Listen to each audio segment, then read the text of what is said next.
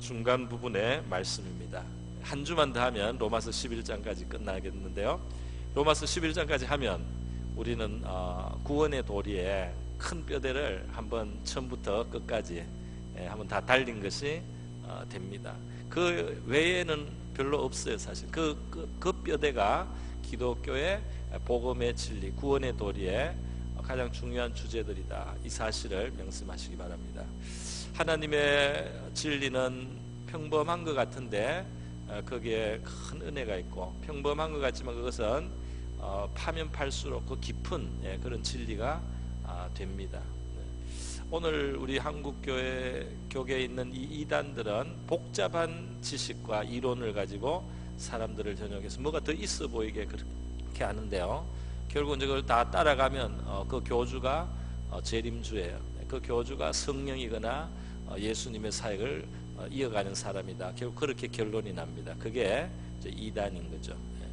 그러니까 우리는 이 진리로 무장을 좀 잘 할 수 있기를 바랍니다.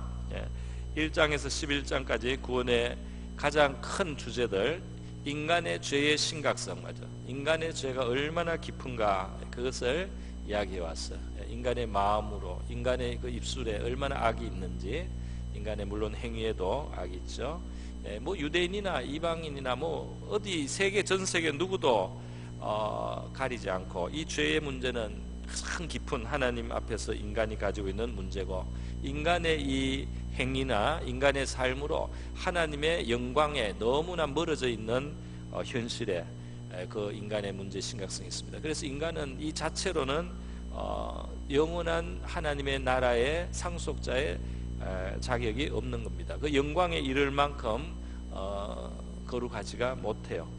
그 불의한 인간을 구원하는 하나님의 방식은 인간의 행위에서부터 출발하지 않고 믿음으로써 의롭게 여겨주시는, 그 믿는 것을 보시고 이렇게, 그러니까 하나님이 우리를 향하신 하나님의 그 자비와 하나님이 우리를 위하여 대신 그 죄의 값을 치르시는 그 하나님의 은혜와 인자하심을 믿는 그 믿음을 보시고 하나님은 우리를 의롭다고 여겨주신다. 그게 로마서에 있는 말씀이에요. 이게 세상의 모든 일들은 사람들이 자기 한 만큼 행동하고 이렇게 받는 그런 원리에 있다 보니까 이 믿음의 도리를 사람들은 잘 받아들이지 못하는 경향이 있습니다. 더군다나 인간은 죄인으로서 이 하나님의 진리하고 잘 안 맞는 부분이 있는데, 그것이 뭐냐면 교만입니다. 교만. 내가 할 수 있다는 거예요. 내가 이만하면 됐다는 거예요.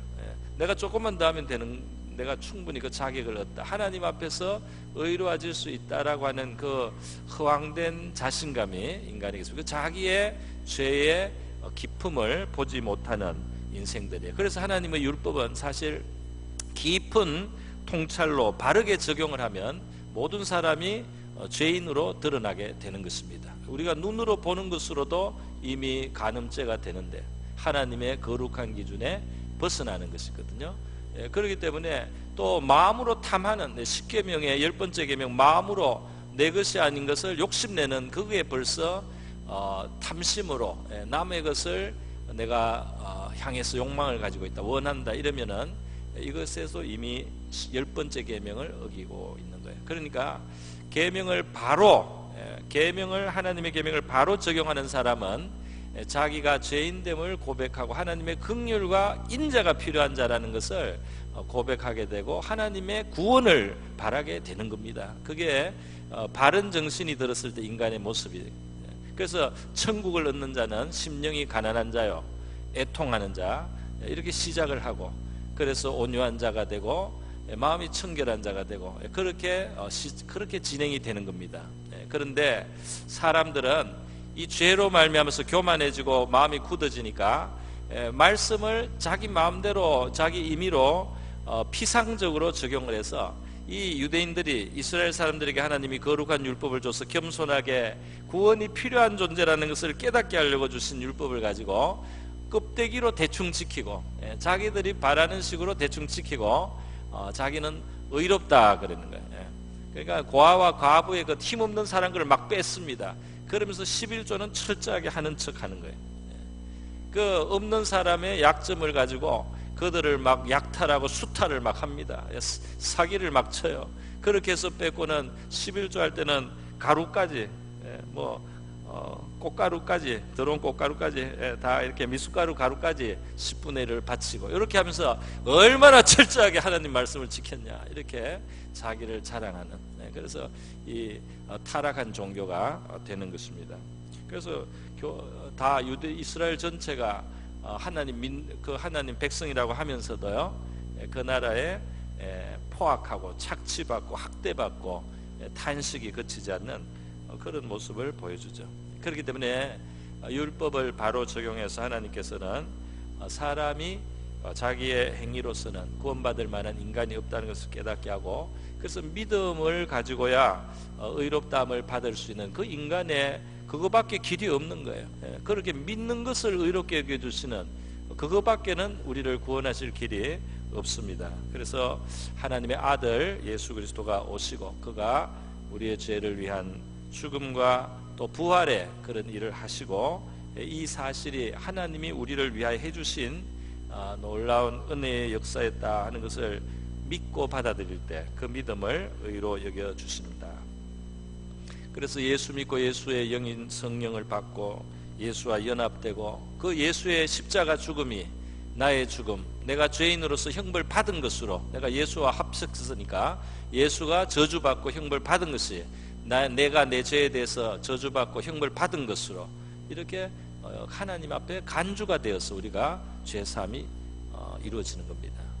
예수가 부활하셨기 때문에 우리가 지금 살아계신 예수를 믿으면 우리는 살아계신 그 예수의 생명을 가지고 앞으로 영원히 살 수 있는 존재로 그렇게 되었습니다. 자, 이렇게 주제들이 죄의 문제, 의의 문제, 율법의 적용, 믿음으로 말미암는 의, 예수 그리스도의 영접, 그리고 성령으로 살아가는 삶, 예수와 연합함, 이런 주제들이 쭉 있었고, 마지막 부분에 와서 이제 그 안에 깊은 것을 말한다고 했습니다. 그 깊은 것이 뭐냐면 하나님의 택하심이다. 이것이 9장, 10장, 11장에 여러 번 반복해서 나오는 중심 주제라고 할 수가 있겠습니다. 자, 그런데 사실은 9장, 10장, 11장에 나오기 전에 8장에서도 이미 그 힌트가 나오고 1장 시작할 때도 힌트가 이미 나왔어요. 하나님의 사랑하심을 입고 하나님의 부르심을 받아서 성도라고 부르게 된 로마에 있는 형제들에게 내가 성도들에게 편지한다. 이게 하나님이 먼저 사랑하시고 그리고 하나님이 부르셨다. 이게 로마서 1장 인사말에서부터 나옵니다. 또 8장에 보면은 29절에 하나님이 미리 아신 자들을 또한 그 아들의 형상을 본받게 하기 위하여 미리 정하셨으니 이는 그로 많은 형제 중에서 맏아들이 되게 하려 하심이라. 또 미리 정하신 그들을 또한 부르시고, 미리 정하신 자를 부르시고 부르신 그들을 의롭다 하시고 의롭다 하신 이를 영화롭게 하셨느냐. 미리 정하셨다는 말씀이 나옵니다. 그래서 그럼 예수를 우리가 믿는 것이 하나님의 미리 정하심이다 하는 것을 가지고 우리는 이미 믿는 우리를 뒤돌아보면서 내가 잘 선택을 하고 내가 잘나서 예수 믿은 게 아니고 내가 구원받고 예수 믿게 되고 이렇게 된 것에는 하나님의 영원한 사랑이 있다. 하나님의 미리 아시고 불러주신 택하신 은혜가 있다는 이 사실을 우리가 받아야 되겠습니다. 그대로 그냥 받는 거죠. 근데 전도하기 전에 저 사람을 택했을까 안 택했을까 이런 생각 하지 말고 왜? 그거는 적용을 그렇게 안 해요. 이렇게 성경 자체가. 우리 인간의 머리는 논리적으로 자꾸 그렇게 생각하지만 성경에 그냥 가는 대로 흘러가는 게 좋습니다. 성경은 우리가 받은 구원에 우리의 의의가 없다는 거, 하나님이 주동하시고 하나님의 은혜와 사랑이라는 그 관점에서 구원받은 자들이 하나님의 택하심과 예정을 깊이 묵상해야 될 줄로 믿습니다. 그러나 구원하는, 전도하고 구원하기 위해서는 그렇게 적용 안 해요. 전도하고 구원할 때 바로 이 로마서 9장 8장 10절에서 그 영혼을 구원하기 위한 사도 바울의 간절한 열망이 오히려 나옵니다. 내가 진짜 내 동족이 구원받기 위해서라면 내가 그리스도의 사랑에서 끊어질지라도 원하는 바다. 그 동족을 구원하고 싶은 간절한 열망이 그대로 나와 있다는 거예요. 그 참 신기하지 않습니까? 논리적으로는 안 맞아요. 우리의 논리로는. 근데 하나님의 세계에서는 그게 둘 다 맞다고 해야 되겠죠? 그리고 구원을 받기 위해서는 자기 행위를 의지하면 안 되고, 하나님의 의를 영광스럽게 높이고 말이죠. 내가 내 행위와 내 공로로 구원받을 수 없다는 존재라는 것을 인정하고, 하나님의 무한한 인자하심으로 그 아들을 희생하신 하나님의 그 의가 나를 구원할 수 있는 유일한 근거가 된다는 사실을 그렇게 겸손하게 받아야 구원받는다. 자기 행위를 의지하는 자는 구원받지 못하고 하나님의 의를 의지하는 자는 구원에 이를 수 있다.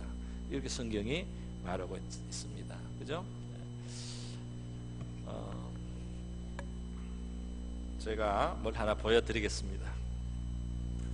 공작을 제가 했는데요. 이게 피라미드 형태를 제가 공작을 했어요. 여러분, 제가 말하기에 이게 무슨 몇각형인지 한번 말씀해 보세요. 네?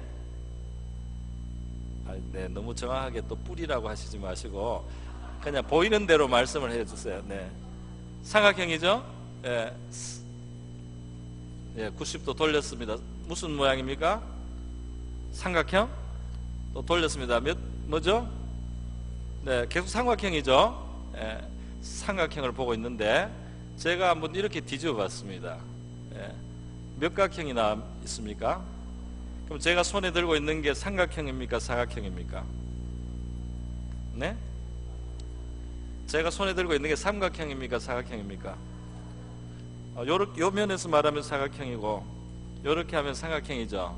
그래서 제가 이걸 주고, 아니 삼각형이면 삼각형이고 사각형이면 사각형이지, 삼각형이라고 했다가 사각형이라고 했다가 삼각형이 어떻게 사각형하고 같냐 말이야. 삼각형이면 삼각형이고 사각형이면 사각형이지, 왜 삼각형이라고 했다가 사각형이라고 했다가 왜 그러냐?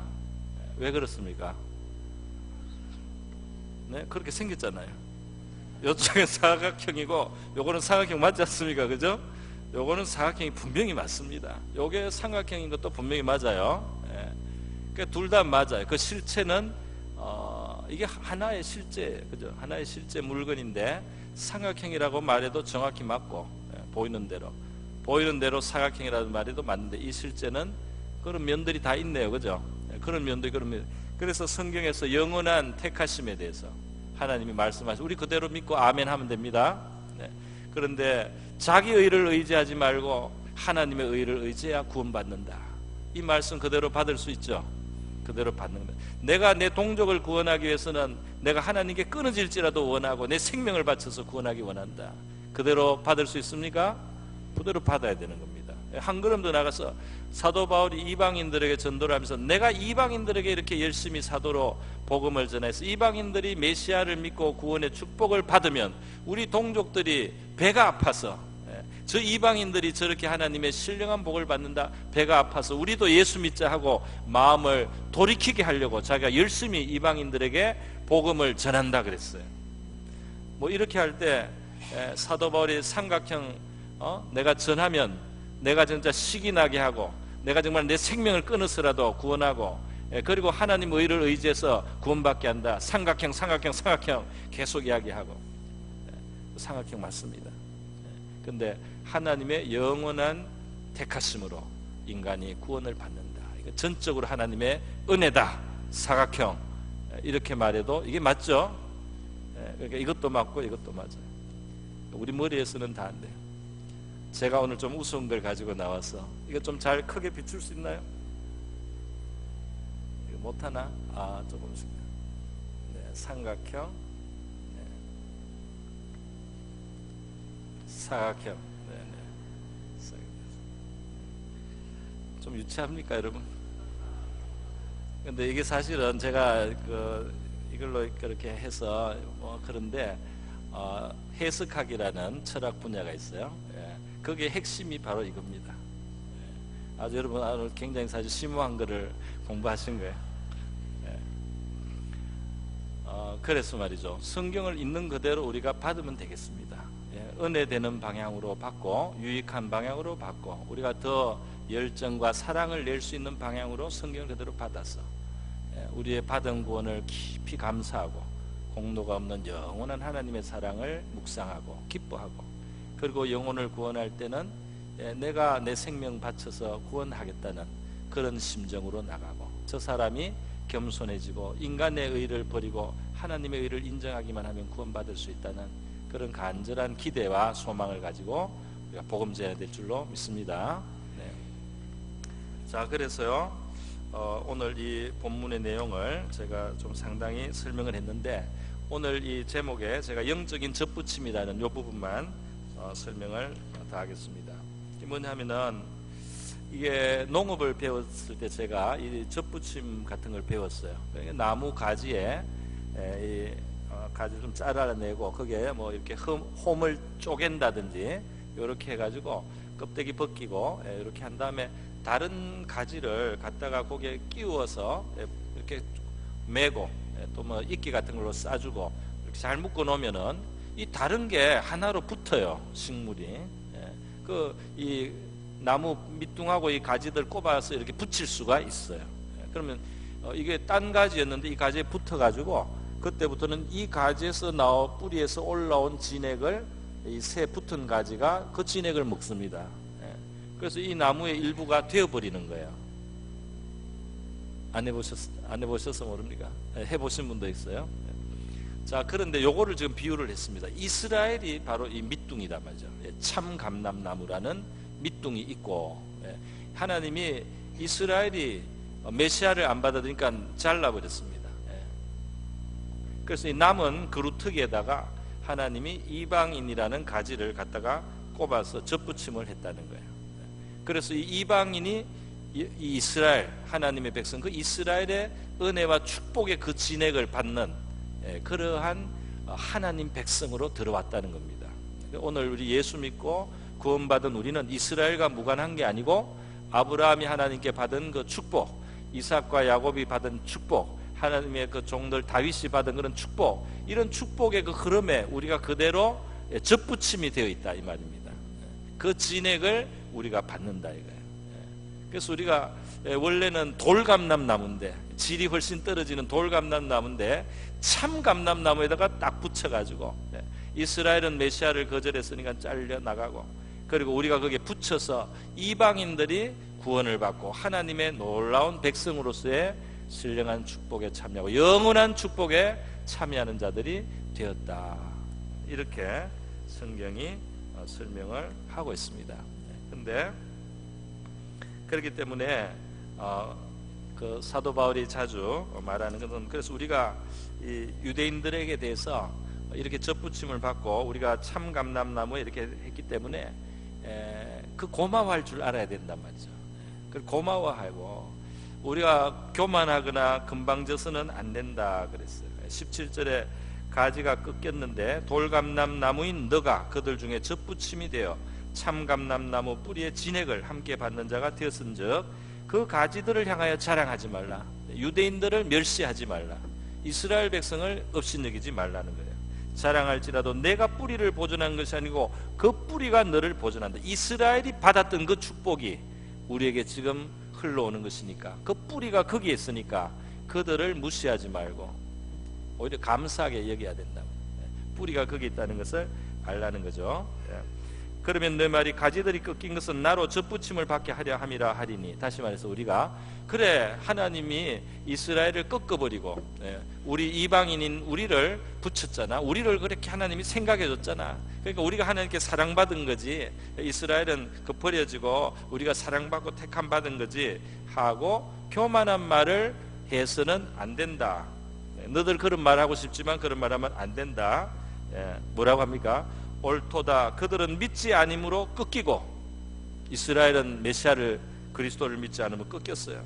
너는 믿음으로 섰느니라. 너는 믿음으로 하나님이 원하는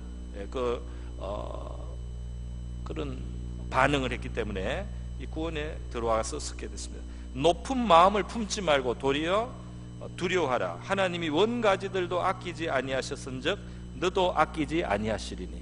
원가지도 꺾여 나갔다 이겁니다.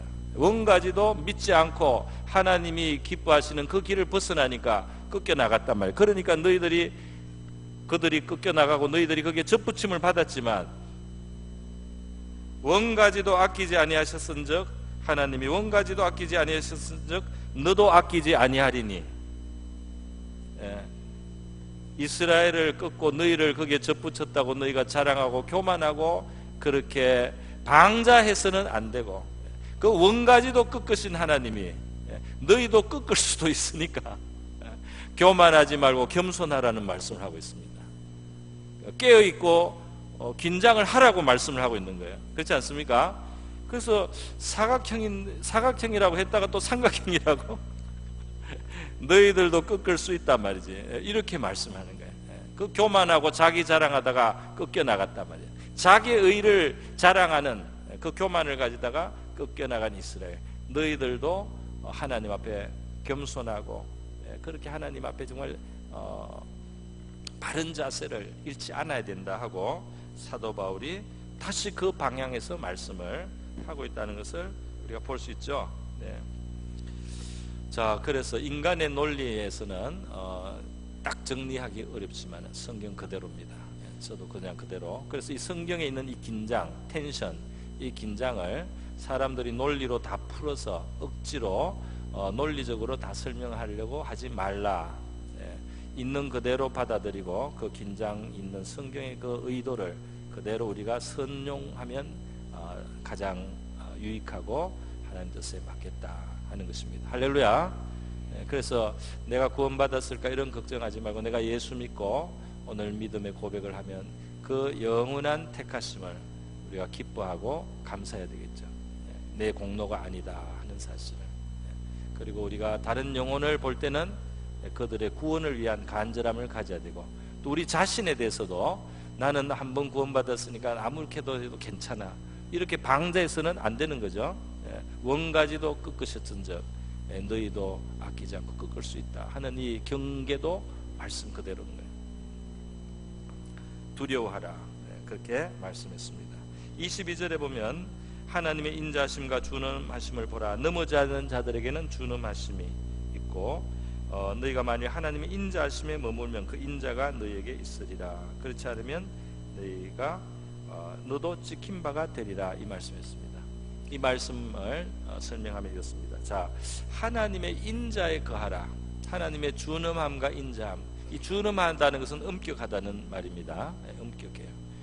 그러니까 이 준엄하다는 말은 인간의 행위에 따른 심판 이런 거하고 통하는 겁니다.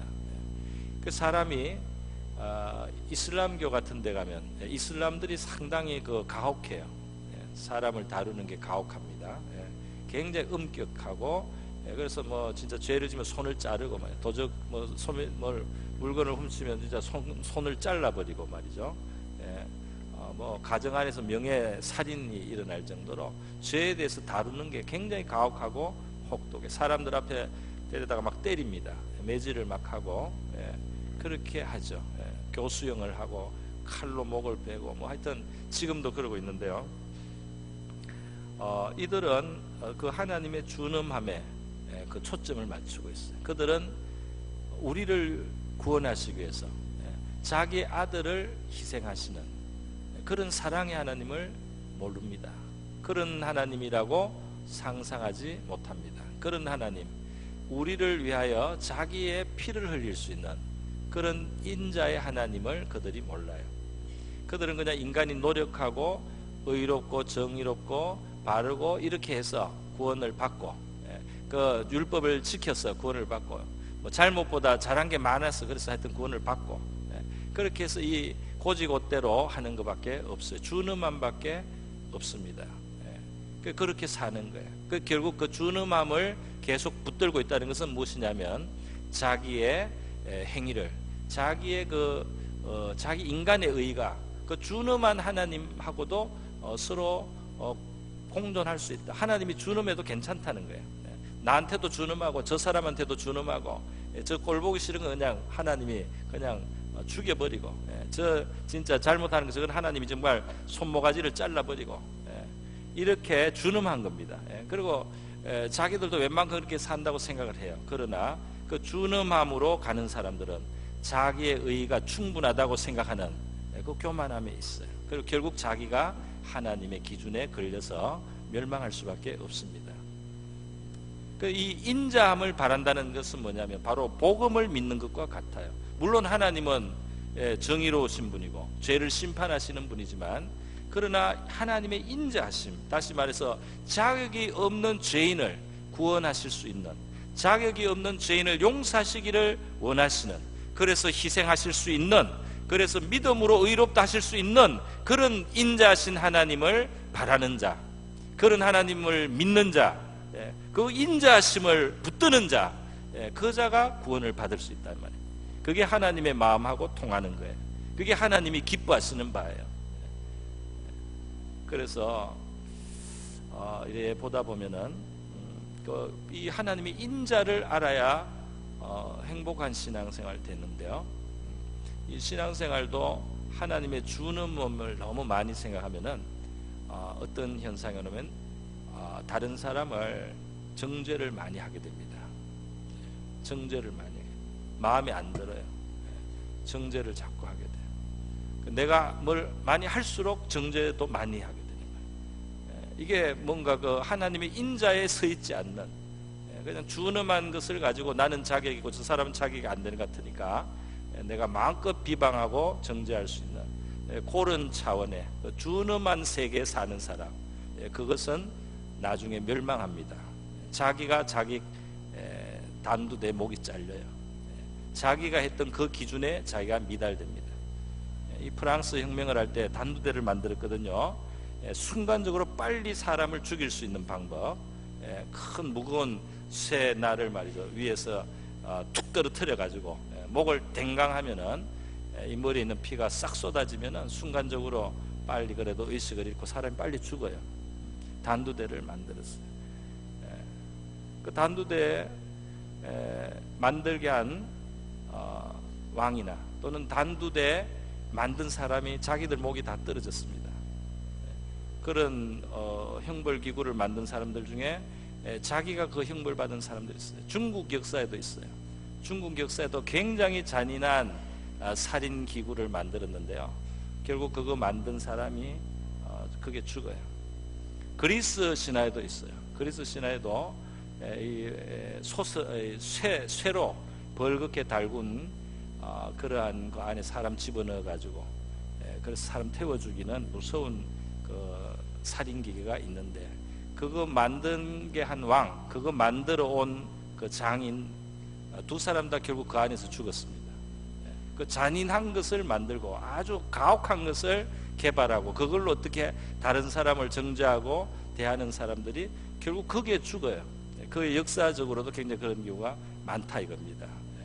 그래서 우리는 이 준엄함의 세계가 아닌 죄를 용서하시는 하나님의 은혜와 사랑의 세계, 그것이 아니면 우리가 안 되는 존재라는 것을 아는 그 겸손함으로 복음의 진리 안에 거하실 수 있기를 바랍니다. 오늘은 이것으로 말씀을 마치겠습니다. 우리 다 함께 우리에게 있는 교만이나 하나님의 뜻을 알지 못하고 나의 의를 세우려는 자세가 아닌 복음의 진리를 우리가 알고 정말 하나님의 영원한 사랑이, 하나님의 택하심으로 내 구원이 이루어졌다는 그러한 사실에 대해서 우리 고백드리고 감사하고요. 감사합시다. 그리고